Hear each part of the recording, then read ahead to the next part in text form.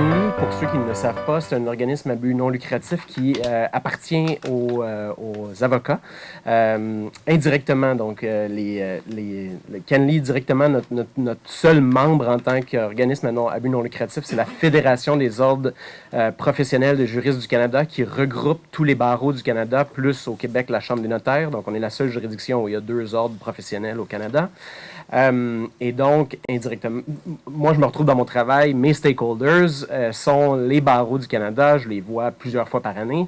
Donc, par rapport à ce que tu as dit sur le fait que les avocats n'ont pas d'avantage dans le code d'obligation déontologique face à la technologie d'avoir une adresse courriel, peut-être que c'est en train de changer. Je ne pense pas que c'est un grand secret qu'ils pensent au niveau de la fédération à avoir un peu ce qui se fait aux États-Unis, une obligation de compétences technologiques. Donc, je sais qu'il y a des groupes de réflexion là-dessus au sein de la fédération. Deuxièmement, par rapport au barreau, ils ont, encore une fois, je suis sur le comité d'aviseurs en matière de technologie du barreau du Québec. Ils ont finalement, je pense que les résistances qu'ils avaient par le passé à ne pas trop se mêler de l'histoire de la sécurité des courriels et des autres outils qui sont utilisés, par exemple l'info nuagique, qui sont utilisés par les avocats, c'est parce qu'ils savaient qu'il y a des membres qui n'avaient simplement pas les outils, qui ne connaissaient pas suffisamment la technologie pour choisir les bonnes choses.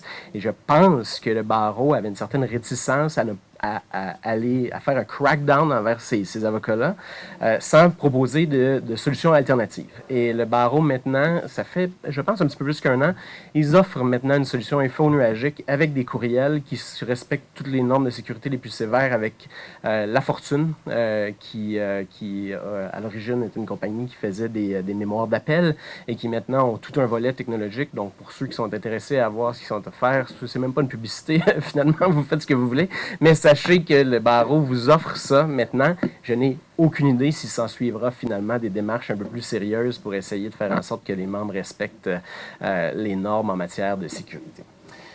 Canly se passe de présentation au Canada, mais pour le bénéfice de nos collègues français. Nous sommes un site web d'information juridique qui contient les lois, règlements et la jurisprudence de toutes les juridictions au pays, donc de toutes les provinces, de tous les territoires et tout ce qui se passe au niveau fédéral. Nous avons une collection grandissante de doctrines et c'est ce sur quoi je vais surtout parler pour la suite de la présentation. Avant de nous y rendre, je dirais que Canly a commencé en 2001 avec 0 document. Nous en sommes maintenant à 2,5 millions de documents. La plupart d'entre la part du lion de notre collection, c'est la jurisprudence qui est disponible sur le site. Vincent a été suffisamment gentil pour vous laisser croire dans ma présentation que j'avais un gros impact sur le succès de Canly. J'ai joint l'organisation en 2015 et c'était déjà une organisation qui avait beaucoup de succès. Donc, il y a des gens qui m'ont précédé, qui ont fait en sorte que cette organisation-là, en toute humilité, j'ai un peu de misère encore à m'arroger les succès de cette organisation qui existe depuis bien avant que je m'y joigne. Canly est un succès massif au Canada. Il a été adopté largement par la profession. 9 avocats sur 10 d'après des sondages récents, prétendent utiliser le site. Il y a plein d'autres métriques qu'on sait qui témoignent de l'adoption très forte. Je ne voulais pas vous donner l'impression de vous vendre le service, mais en fait, là, si les avocats, on a l'impression en regardant les statistiques d'utilisation, que si les avocats pouvaient avoir Canly par intraveineuse, ils le feraient parce qu'ils sont tout le temps sur le site. Canly fournit des outils de recherche de niveau professionnel, un citateur, des fonctionnalités plus avancées pour sauvegarder des recherches, pour se créer des alertes, entre autres choses, mais il n'y a aucune restriction à l'accès au site. Donc, pour ceux qui vont sur le site canly.org aujourd'hui, pas besoin de vous créer un compte, pas besoin de payer quoi que ce soit. Vous pouvez accéder au site directement. Puisque Vincent a parlé de notre financement, en fait, le coût de Canly, c'est les avocats qui le payent à même leur cotisation annuelle. C'est un prix qui, au Québec, pour toutes sortes de raisons historiques, est établi à peu près 25 $ par membre par année. Et dans toutes les autres provinces, ça coûte plus cher, c'est autour de 42 $ par membre maintenant. Donc, si vous êtes membre du barreau, dans le fond, vous payez 42 $ pour les services de Canly. Quand vous êtes à l'extérieur du Québec, au Québec, autour de 25-26 $. Et puisqu'il n'y a pas de paywall, et c'était un des objectifs, c'est pas juste un accident, si ça arrive comme ça, c'est un choix délibéré d'avoir un site qui fournissait de l'information juridique ouverte. C'est un site qui est très utilisé par les membres du public. Pour le reste de la présentation, et je m'excuse si j'alterne aussi entre le français et l'anglais dans mes captures d'écran, c'est une vieille capture d'écran que je ne serais pas capable de faire en français de toute façon aujourd'hui, donc pardon de vous présenter l'interface anglaise. Je ne parlerai pas directement du métier d'éditeur juridique, j'espère qu'en vous expliquant où s'en va Canly, vous allez être en mesure de faire les inférences nécessaires sur ce que ça veut dire pour le monde de l'édition juridique et ce sur quoi on va plancher dans le cadre de notre prochain plan stratégique pour au moins les 3 prochaines années. On parlera beaucoup de doctrine chez Canly. Et ça, c'était notre collection de doctrines il y a un petit peu plus qu'un an, pas beaucoup plus, avant qu'on déploie une collection plus étendue. Comme vous pouvez voir dans l'encadré, on avait 5 documents. Je ne vais pas me bouger pour ne pas perdre la caméra, mais il y a un document, quand vous voyez Canly Connect, ce n'est pas un document, c'est un site compagnon dont je parlerai à la fin de l'exposé. Dans les faits, il y avait 5 documents dans la collection de doctrines à peu près à pareille date l'année dernière. Aujourd'hui, on n'est pas capable de vous en faire une liste exhaustive dans une seule page HTML, à tout le moins, puisqu'on est rendu avec 6000 documents dans la section de doctrine de Canly. On a franchi le cap du 6000 hier, en fait. Donc déjà, si vous allez sur le site et vous regardez l'onglet Commentary, vous allez voir que, je pense que c'est doctrine en français, dans la version française de l'interface, vous allez voir qu'on est rendu à 6000 documents. La plupart de ces documents-là me demanderez peut-être vous. D'où vient-elle? Elle vient des revues juridiques en grande partie. Il y a d'autres choses, mais le gros du volume, si on fait un compte par document, c'est plusieurs revues de droit à travers le pays qui ont accepté de rendre leur contenu disponible, cherchable, dans la base de données de Canly. J'ose m'avancer à dire que c'est déjà, après seulement 1 an d'opération, cette collection de doctrines étendue chez Canly, probablement au Canada, la plus grande collection ouverte de contenu doctrinal que les avocats peuvent consulter, à tout le moins, quand je dis ouverte, sans restriction à l'accès. On veut en faire plus par rapport à la doctrine et notre décision de s'intéresser à ça encore davantage dans notre plan stratégique repose sur 3 hypothèses dont je voulais discuter avec vous. Et je vais les voir une par une, mais très brièvement, il y a une long tail de questions juridiques qui méritent qu'on investisse dans la doctrine. Deuxièmement, le format de la doctrine change. Et troisièmement, qu'il y a un surplus cognitif et que cette idée n'est pas morte. La première hypothèse justifie un peu le pourquoi. Pourquoi on s'intéresse à la doctrine. Et les 2 dernières parlent plutôt du comment on pense s'y prendre. Et je vais parler de certains défis qui nous attendent alors qu'on essaye de bâtir cette collection étendue de doctrines. Alors passons tout de suite à la première hypothèse, le long tail. Qui de mieux que le marsupilami, n'est-ce pas, pour expliquer le concept de long tail. Mais plus sérieusement, il faut aller voir le livre de Chris Anderson qui, à ma connaissance, a inventé l'expression au milieu des années 2000, dans son livre, où il essaye d'expliquer un phénomène. Est-ce qu'il y en a qui savent c'est quoi le long tail? Ou est-ce que non? OK. Il essaye d'expliquer c'est quoi un peu le driver derrière les succès des plateformes de commerce électronique qui ont beaucoup de succès, notamment, pour ne pas le nommer, Amazon. Et pour prendre l'analogie du commerce au détail, donc, dans la section verte de la courbe, on se retrouve à avoir des produits qui sont très, très, très vendus par unité. Donc, par exemple, j'ai essayé de trouver le dénominateur commun. J'ose croire que tout le monde ici, dans la salle, achète du savon. Et c'est même le cas pour les personnes morales. Si vous êtes un employeur, il y a des bonnes chances que vous achetez aussi des savons. Donc, toutes les personnes juridiques achètent du savon. Donc, on est dans la section verte du graphique où on en vend beaucoup d'unités de savon parce que c'est un bien que tout le monde achète. La long tail, c'est le reste de la courbe en jaune où on trouve des produits de niche et j'ai essayé de réfléchir à quel produit de niche je pourrais vous présenter. Par exemple, un rideau de douche de Back to the Future. Je pense statistiquement que je ne me trompe pas si je demande à main levée est-ce que quelqu'un a un rideau de douche de Back to the Future dans sa maison. Très peu de chances que quelqu'un ici lève sa main. On en vend peut-être une centaine par année dans le monde des rideaux de douche de Back to the Future. Et évidemment, dans un monde brick and mortar, un monde où le commerce au détail se fait dans un monde physique avec des magasins, impossible de faire une business qui a du sens et qui ramène suffisamment de revenus en ayant un petit inventaire d'objets très niches comme ceux-là.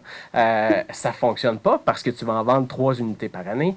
Par contre, Amazon peut bâtir une entreprise qui a énormément de succès en collectionnant via un inventaire virtuel et des centres de distribution et des entrepôts qui sont distribués et toute sa logistique pour assurer la livraison à travers son site web, un inventaire presque infini de biens qui fait partie de cette espèce de long tail du graphique. Donc, en multipliant tous les items possibles et imaginables, on finit par proposer un inventaire et ça devient rentable d'avoir ce genre d'item de niche au sein de des produits qu'on vend. Est-ce qu'il y a la même chose? Je pense que oui. Quand j'observe les statistiques de fréquentation de Canly et qu'est-ce que nos usagers font sur le site, j'observe qu'il y a des questions fréquentes qui reviennent toujours. Ça va de soi, je pense pas vous révéler un grand oracle ici, mais qu'il y a des questions qui sont très fréquentes. Par exemple, quels sont mes recours en matière de congédiement injustifié? Si je regarde effectivement dans le dashboard avec les statistiques de Canly, wrongful dismissal est presque systématiquement dans les top 3 ou 4 mots-clés de recherche qui sont entrés de façon quotidienne sur le site. J'ai essayé de réfléchir à la question la plus absurdement niche qu'on peut se poser en droit et j'en suis venu à dire que comment saisit-on des biens qui ont été vendus à la NASA et qui ont été incorporés à la Station spatiale internationale? Je suis aussi persuadé qu'il y a très peu de gens au Canada qui vont poser cette question, mais sait-on jamais, elles sont très difficiles à anticiper. Et qu'est-ce que le fait de voir le monde de la recherche juridique et qu'est-ce que font nos usagers avec cette courbe-là? Mais ça permet d'identifier un peu deux buts stratégiques pour Canly. C'est-à-dire que si j'identifie les questions fréquentes et que je m'assure d'avoir du contenu doctrinal qui répond à ces questions-là, et c'est un peu une sous-hypothèse, il y a la loi de Pareto 80-20 qui dit qu'il y a peut-être 20% des questions qui répondent aux besoins de 80% des utilisateurs sur mon site et pour aller chercher le dernier 20%, bien, on est dans le long tail pour aller chercher les réponses à ces questions-là. Mais en m'assurant que j'ai du contenu sur mon site qui répond aux questions fréquentes, je pense que je peux répondre à un très grand nombre de besoins de mes utilisateurs. Mais je ne peux pas laisser ceux qui sont dans le long tail tomber. Et qu'est-ce que c'est ma stratégie pour aller chercher du contenu? C'est de multiplier les sources et d'améliorer nos moteurs de recherche.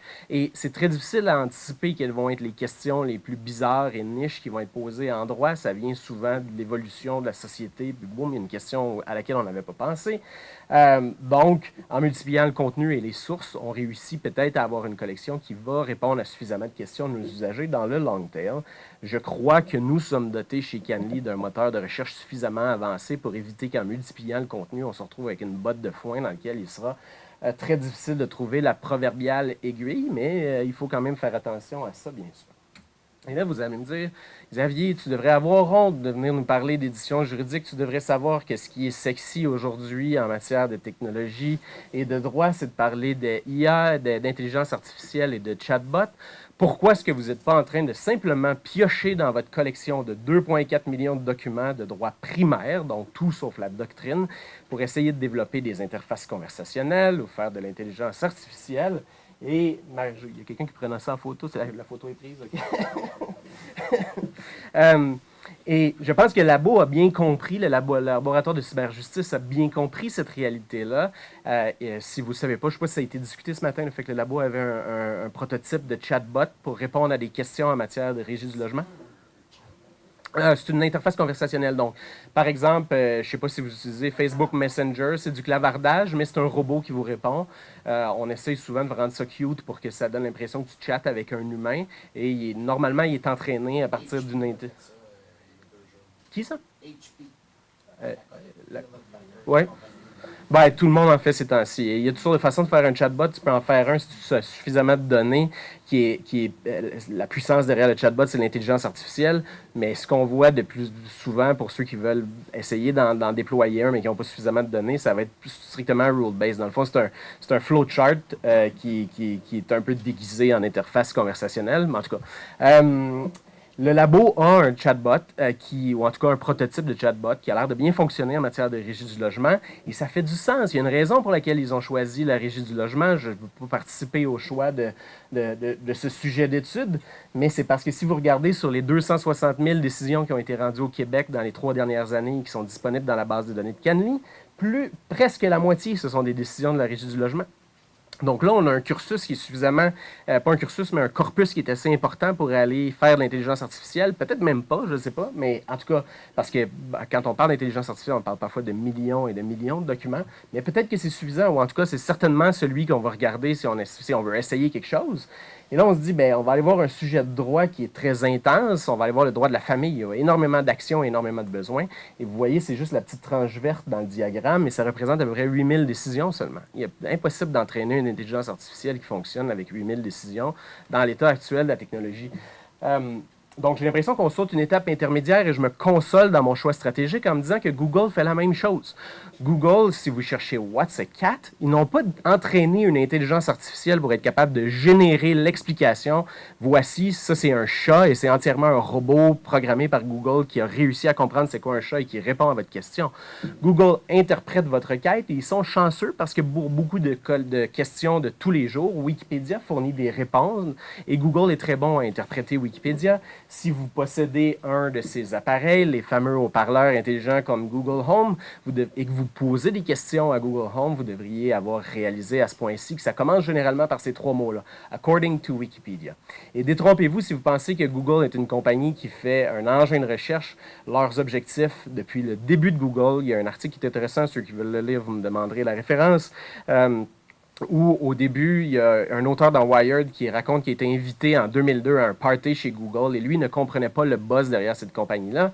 Il se met à parler avec Larry Page, un des fondateurs, et lui dit « Ah, il dit, tu comprends pas. Notre endgame chez Google, c'est de bâtir une intelligence artificielle. » Ça fait 20 ans qu'il travaille sur le problème, avec les meilleurs programmeurs au monde, avec le plus grand nombre de lignes de code qui existent. Ils sont assis sur le plus grand nombre de données et quand on cherche « What's a cat ?», Google se fie sur le travail de volontaires, désorganisés, décentralisés, qui agissent de façon anonyme pour bâtir une encyclopédie collaborative en ligne et gratuite.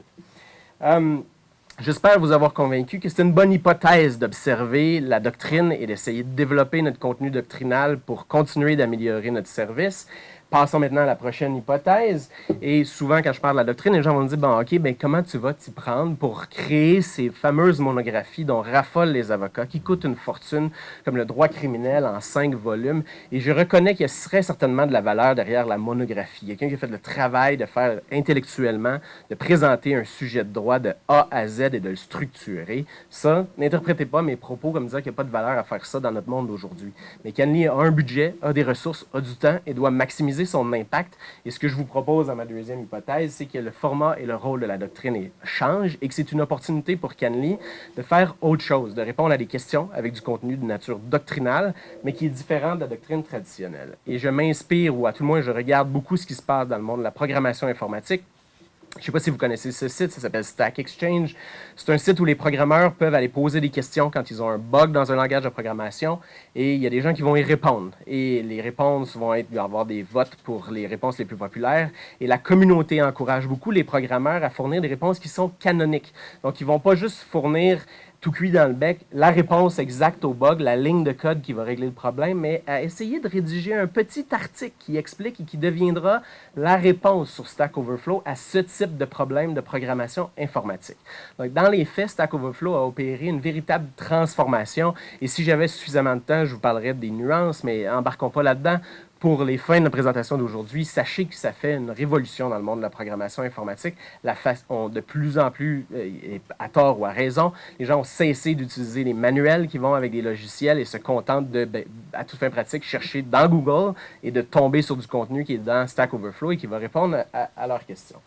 Je ne suis pas en train de vous dire que Canly va reproduire exactement le modèle de Stack Overflow. En fait, ça existe déjà, un Stack Overflow, ça s'appelle Stack Exchange de droit. Ça ne fonctionne pas du tout. Mais ce qui m'intéresse dans ça, c'est que c'est une grande collection de courts articles qui répondent à des questions précises et qui sont faciles à identifier avec un bon moteur de recherche. Et la plupart des gens qui tombent sur Stack Overflow, ils cherchent à partir de Google, ce que Canly ne peut pas faire pour toutes sortes de raisons, mais on a un bon moteur de recherche. Et ce modèle-là, pour développer du contenu doctrinal, c'est ce sur quoi on va miser pour maximiser notre impact. Troisième hypothèse, le surplus cognitif. Je pense qu'il n'y a pas lieu d'avoir... On a enterré cette idée un peu tôt, et si vous n'êtes pas familier avec cette idée-là, ça s'en vient.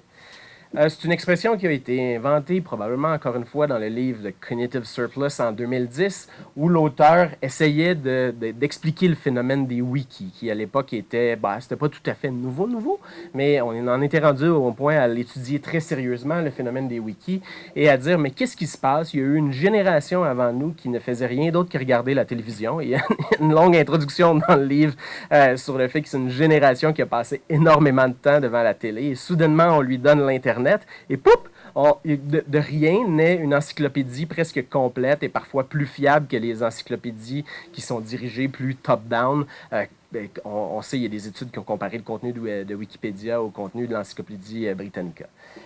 Donc, beaucoup d'enthousiasme dans les années 2000 et jusqu'à 2010 avec l'idée du surplus cognitif. La profession juridique n'y a pas échappé. Le nombre de wikis et de projets juridiques basés sur ce modèle-là qui sont nés et qui, malheureusement, sont à peu près tous morts. Et en 2015, un des blogs les plus influents en matière d'informatique juridique aux États-Unis disait le failure of crowdsourcing in law.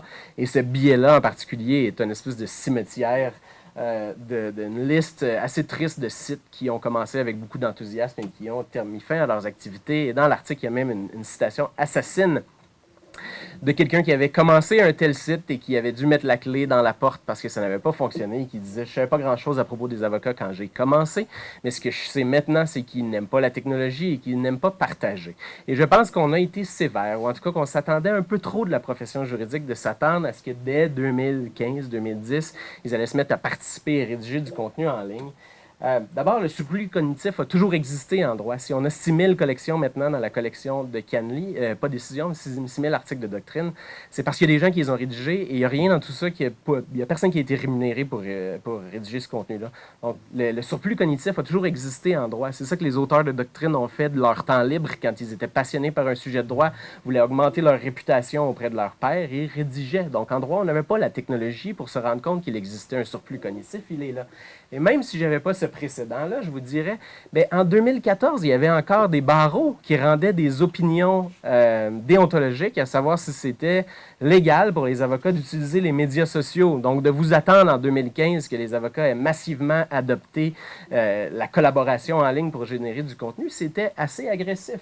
Nous, ce qu'on remarque sur Canly, c'est que le trafic, regardez pas tous les chiffres, là, regardez la dernière colonne, le trafic qui vient des médias sociaux augmente, même si ces sites-là, particulièrement Twitter, le nombre d'usagers fluctue pas tellement maintenant, n'augmente très certainement pas. Nous, le trafic qui vient de Twitter augmente sur Canly. On remarque que les avocats participent beaucoup. Et maintenant que Twitter permet d'avoir des plus longs tweets et de regrouper les tweets sous forme de threads, on voit des avocats qui commentent sur le droit, qui rédigent des mini-articles de doctrine dans Twitter. Et dans le cas de Gibb, on lui a demandé, on dit, si jamais tu fais un article à propos avec le contenu que tu as publié sur Twitter, on aimerait ça l'avoir et il est maintenant disponible sur Canly, cet article-là. Je ne pense pas que ça va devenir un peu le modèle à partir duquel on va réussir à développer une collection. C'est un exemple un peu extrême, mais ça vous donne une idée que je pense que l'idée du fait qu'il y a une profession qui veut collaborer à du contenu en ligne qui est disponible ouvertement a été peut-être enterrée un petit peu rapidement. Et en fin de compte, ce que je ne vous ai pas dit, je vous ai parlé très brièvement de Canly Connex. Dans l'article de 2015 là, qui disait « The failure of crowdsourcing in law », ils avaient au moins le bénéfice de parler de cette initiative-là faite par Canly, qui est un site de crowdsourcing. Donc, c'est un site compagnon qui est disponible à l'adresse canlyconnex.org où les avocats peuvent commenter sur les arrêts qui sont dans la collection de Canly, donc soit faire des résumés, soit faire des commentaires sur le contenu de notre collection.